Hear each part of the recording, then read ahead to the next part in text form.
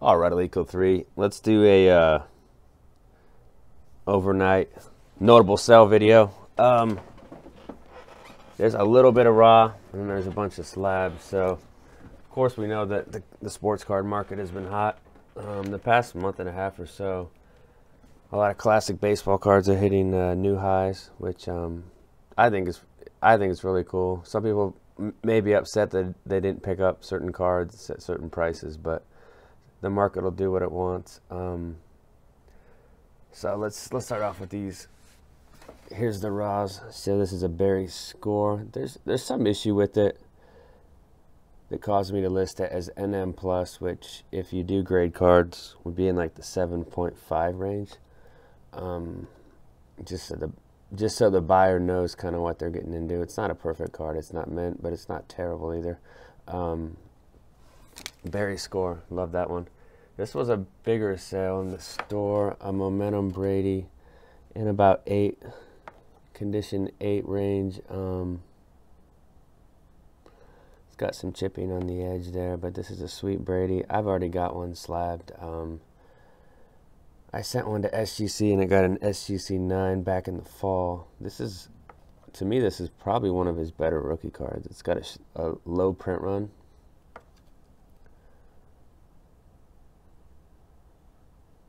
Beautiful card.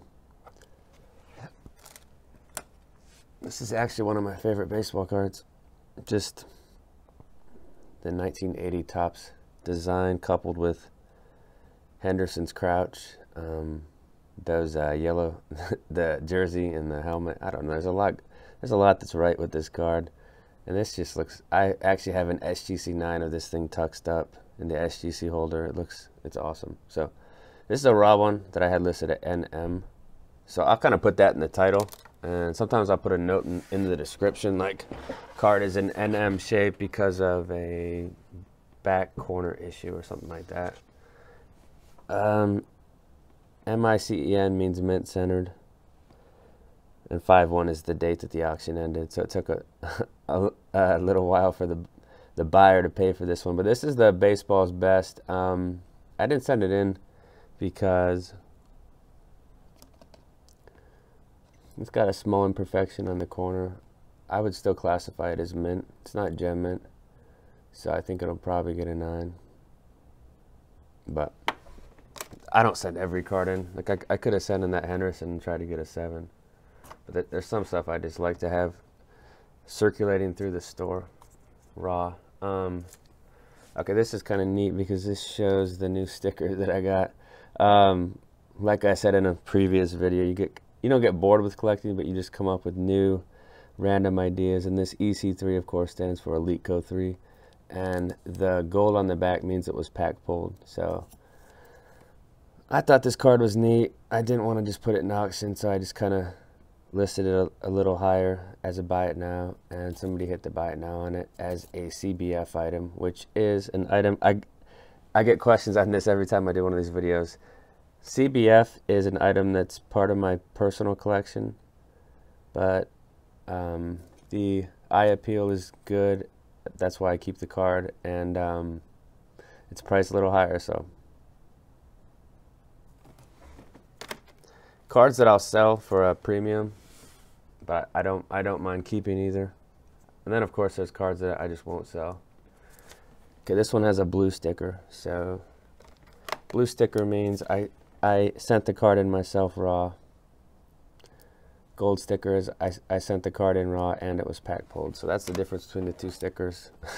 Just a random thing I've been doing. It's just kind of cool to go through your collection and say, oh, I sent that one in. Or you know, oh, I pulled that Griffey from a box. This Moss, I don't think the case is scratched that much. I think it's the holder that has that going on. So I'll have to take it out and look at it because I don't think that's acceptable. Let's take a look at it. Yeah, it's the, excuse me, it's the perfect fit. It's not the actual case that's scratched, so that's good.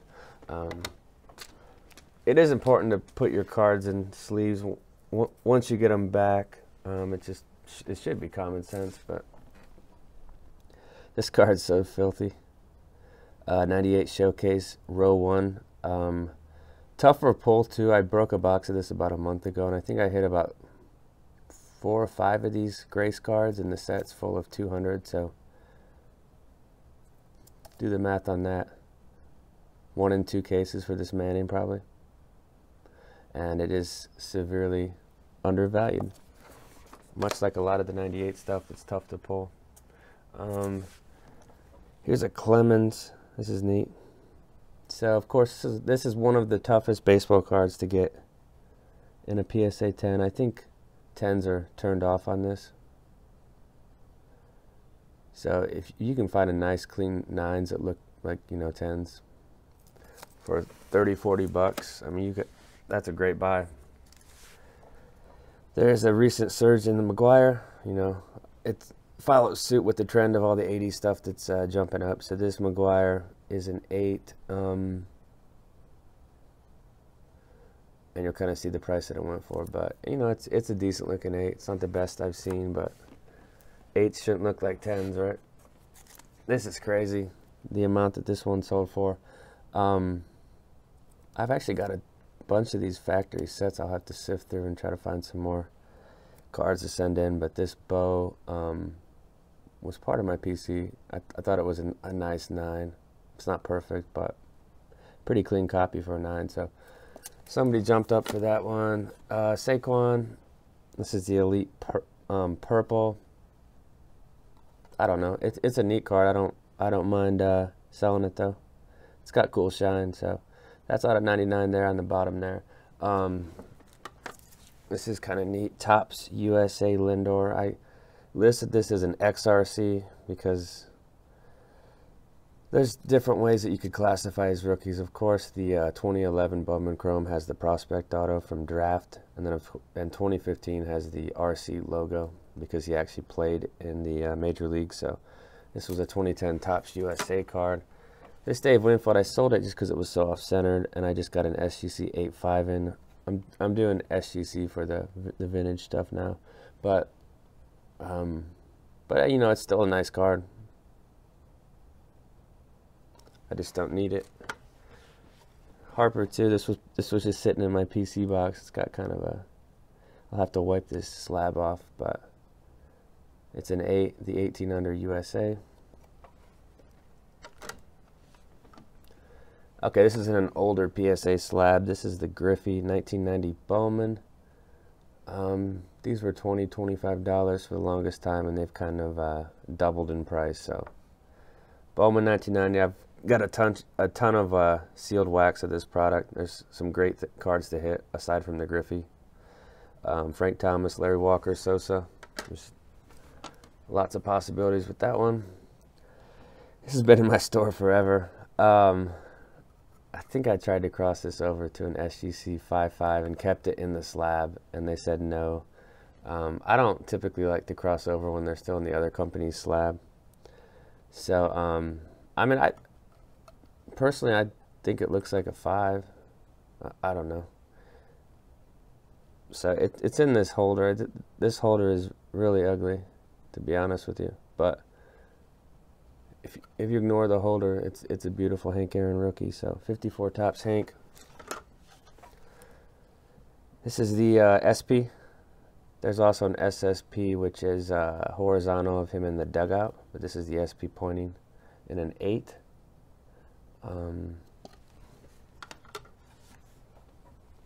Here's this Wade Boggs. So this, it says OC. I don't know why really, because it looks a lot like, it almost looks nicer than one of the PSA 10s I have. Does that look? I mean, the back's not perfect, but the front. Are they talking about top to bottom or something? Because that thing is beautiful. So, Wade Boggs, 9OC. This was a big sell. I've got a ton of these from back in like 2007, 2008. I used to buy these raw for 20 to 30 bucks. And I just kept them all. And, you know, they jumped up to like 100 and 200. And I was like, this is crazy. And now you've seen the prices of these. So, this one was probably one that I had that I got graded as an 8. I just decided to put one in the store, and somebody hit to buy it now. This is the refractor, of course. There is no base, so this is the base rookie. It's just a refractor. Look, $9.99. It's such a cool card though. Look at the shine on that pup. Okay, so we're gonna end with a couple of Frank Thomas Leafs. Here's a 9 in the lighthouse holder. You know, the right to left, I don't think it could warrant a 10. So the rest of the card's beautiful though. So there's a 9. And then I just put this in the store because I didn't think I thought the eye appeal was weak for a 10. It's in the older holder, but you would have to have the card in your hand to look at the card closely, but so 10. Buy the card, sell the label all day long, guys. That's it for this one. Take care. I'll post prices for these.